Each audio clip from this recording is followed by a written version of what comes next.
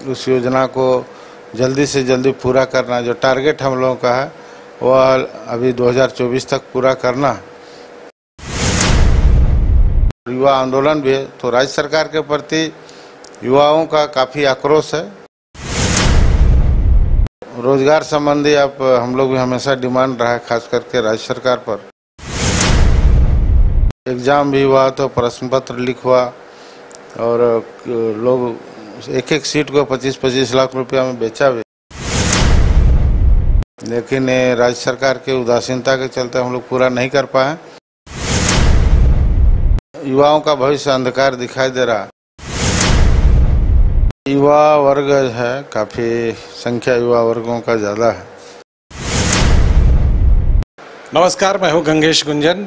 हमारे साथ गिरिडीह के सांसद और अप्रत्याशी चंद्र प्रकाश चौधरी जी हैं। हम उनसे बातचीत करेंगे। सघन चुनाव प्रचार चल रहा है। हम समझने की कोशिश करेंगे कि इस चुनाव प्रचार में उन्हें क्या फीडबैक मिल रहा है और उन्होंने जो कुछ भी काम किया उससे वो कितना संतुष्ट हैं।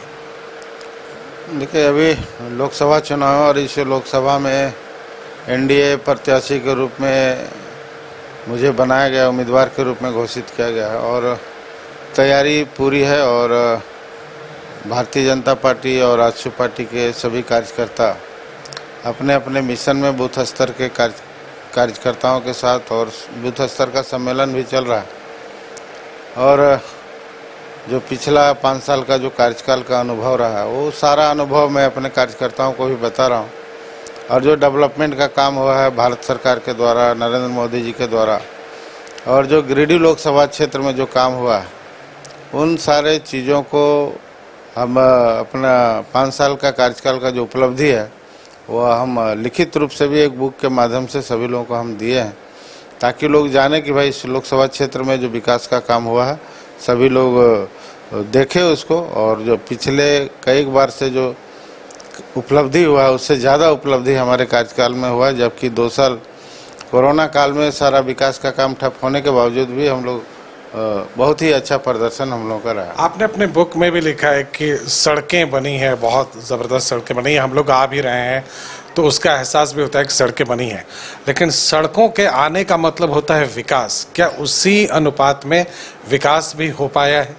देखिए, चूँकि सड़क विकास का सबसे पहला दरवाज़ा है, जो कोई भी क्षेत्र का विकास का सबसे पहला मार्ग जो बनता है तो वहीं से विकास का दरवाज़ा खुलता है। उसी तरह से सब गांव तक को जोड़ना, बिजली पानी, जो प्रधानमंत्री जी का हर घर नल जल का योजना है, उस योजना को जल्दी से जल्दी पूरा करना, जो टारगेट हम लोगों का है वह अभी 2024 तक पूरा करना।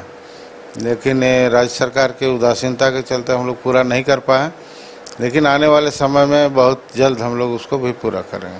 प्रदूषण और पानी 2 बड़ी समस्याएं हमेशा रहती हैं कोल फील्ड्स में। तो गिरिडीह में आपको लगता है कि इन दोनों समस्याओं से निपटने का कोई पुख्ता इंतज़ाम या योजना है आपके पास? देखिए, गिरिडीह में इंडस्ट्रियल एरिया है और इंडस्ट्रियल एरिया में काफ़ी लोगों की शिकायतें रही है। जो प्रदूषण को लेकर वहाँ पर काफ़ी लोग प्रभावित हैं और हम समझते हैं कि वहाँ लगभग 20,000 लोग प्रभावित हैं।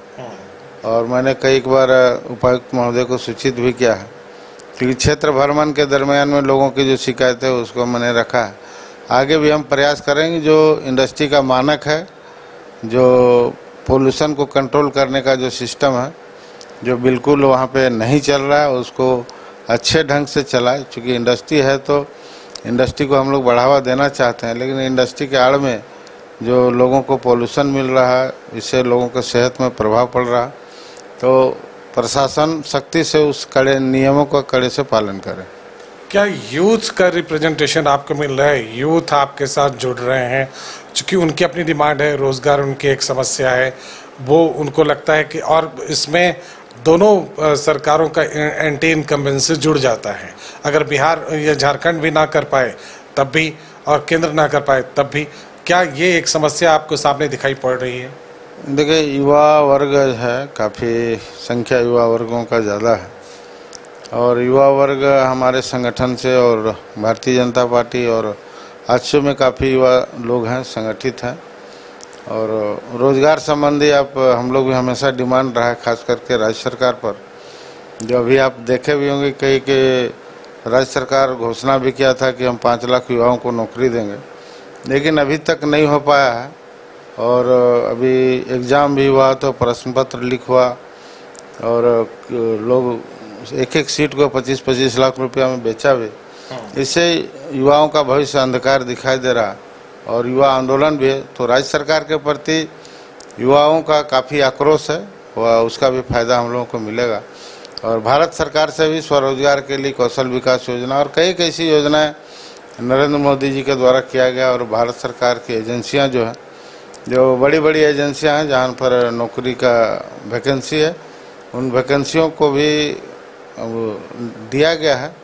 कोल इंडिया है, रेलवे है, इस तरह से बड़ी बड़ी एजेंसियां हैं, वो चल रहा है वो प्रक्रिया हम लोगों का। आपसे आखिरी सवाल, भारतीय जनता पार्टी, आप एनडीए फोल्डर में हैं, क्या आपको भारतीय जनता पार्टी का पूरा सहयोग मिल पा रहा है, कार्यकर्ताओं का खास तौर पर? देखिए, पिछले बार भी हम लोगों का सहयोग मिला था और इतना ज़बरदस्त सहयोग था कि हम लोग 2.5 लाख वोट से यहाँ से चुनाव जीते थे।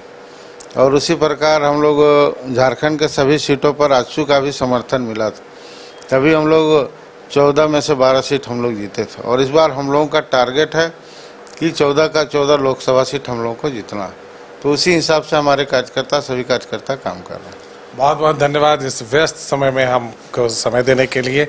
हम उम्मीद करते हैं कि और भी जगहों पर हम आपके साथ होंगे और आपके इस पूरे कैंपेन को कवर करेंगे। बहुत बहुत धन्यवाद हमसे जुड़ने के लिए। कमाल करते हो जी, बच्चे घूमने की इतनी जिद कर रहे हैं और तुम हो कि तुम्हें फुर्सत ही नहीं मिल रही। अब इतनी गर्मी में जाए तो जाए कहाँ? इस गर्मी में मस्ती और फन का आ गया है परफेक्ट डेस्टिनेशन, वाइल्ड वादी, जहाँ है water park, bird park, flower park, trampoline park, amusement park, 250 feet लंबा, जिप लाइन और क्रिकेट स्टिमुलेशन का खूबसूरत नजारा। वाइल्ड वादी, 10 माइल चौक, रांची। वाइल्ड वादी यानी अनलिमिटेड फन और अनलिमिटेड मस्ती। 26 वर्षों में 17,000 से अधिक डॉक्टर बना चुका बिहार एवं झारखंड के छात्रों एवं अभिभावकों के बीच सर्वाधिक विश्वसनीय एवं लोकप्रिय संस्थान गोल, नेशंस लीडिंग इंस्टीट्यूट। हमारा विश्वास गोल के साथ।